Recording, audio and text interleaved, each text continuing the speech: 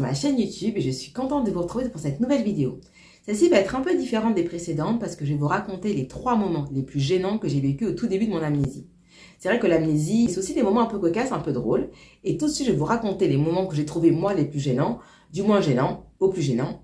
C'est parti. J'ai dû réapprendre à prendre le métro. Et ce qu'était le métro, la première fois que j'ai dû prendre le métro, au bout de plusieurs mois, on m'avait expliqué que quand on croise des gens dans la rue ou quand on croise des gens tout court, on doit leur dire bonjour. Comme un enfant à qui vous expliquez les règles de politesse, puisque moi ça je l'avais oublié. Donc il faut dire merci, bonjour, s'il vous plaît. Première fois que je prends le métro et je commence à dire bonjour aux gens quand je rentre dans la station de métro, sur le quai.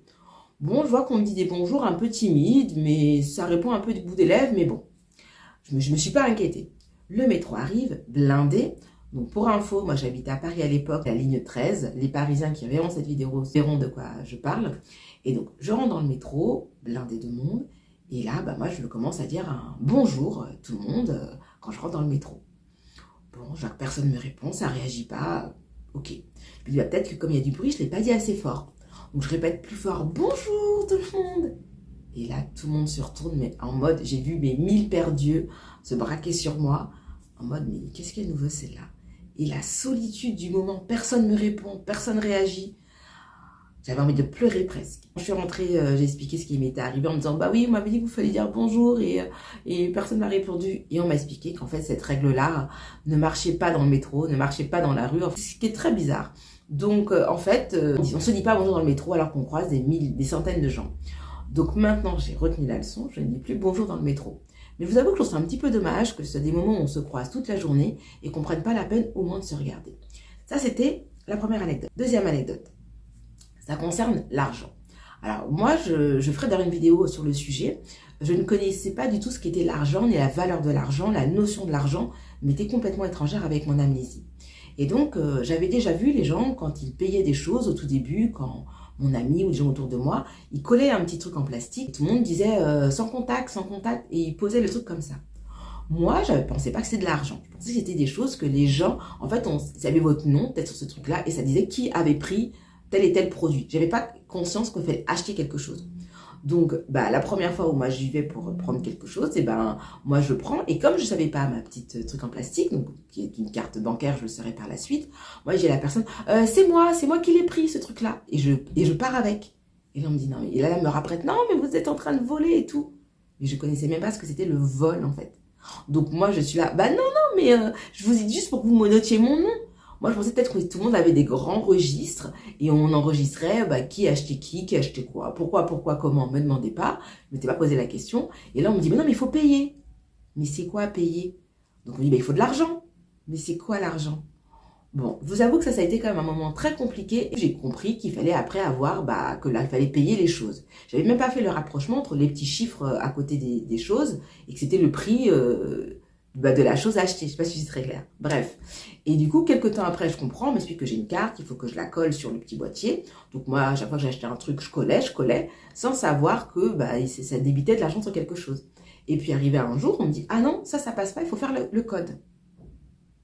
Le code, qu'est-ce que c'est le code? Je ne savais pas qu'il fallait un code non plus pour la carte bancaire, puisqu'on ne m'avait pas appris. Mais je comprends aussi que pour mon entourage, ils avaient sous-estimé la somme de choses que j'avais oubliées. Donc j'ai eu un grand moment de solitude et la vendeuse me dit, ah de toute façon vous embêtez pas, il y a plein de gens qui oublient leur code. Parce que moi je me voyais déjà lui raconter, mais non c'est pas de ma faute, je suis amnésique, je veux tout oublier. Bon bref. Troisième anecdote pour cette série, parce qu'il y en aura d'autres, et celle que j'appelle du gros monsieur.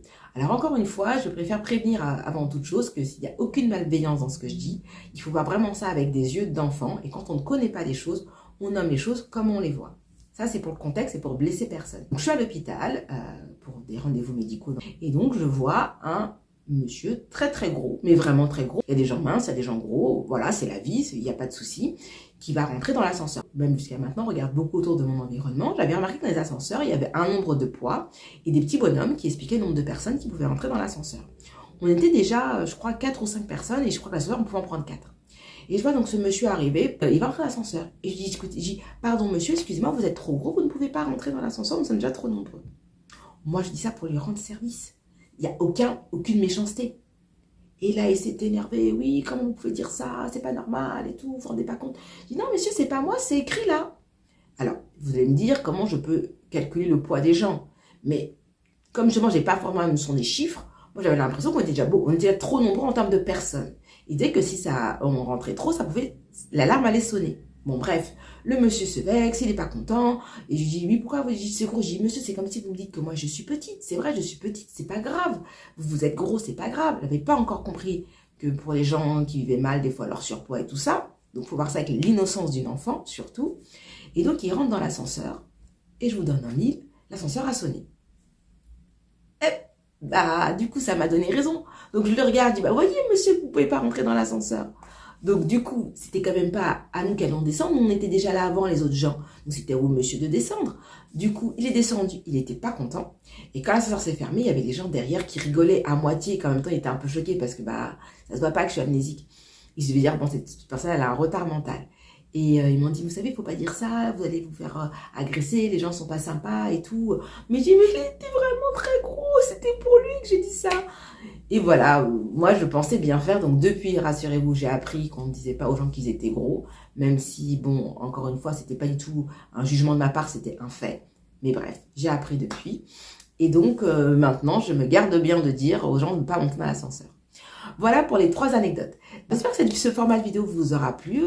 Ça change un petit peu des vidéos habituelles. Vous pouvez de toute façon les retrouver, mes autres vidéos, pour comprendre plus mon histoire, donc sur ma chaîne YouTube, et les liens seront en fin de vidéo.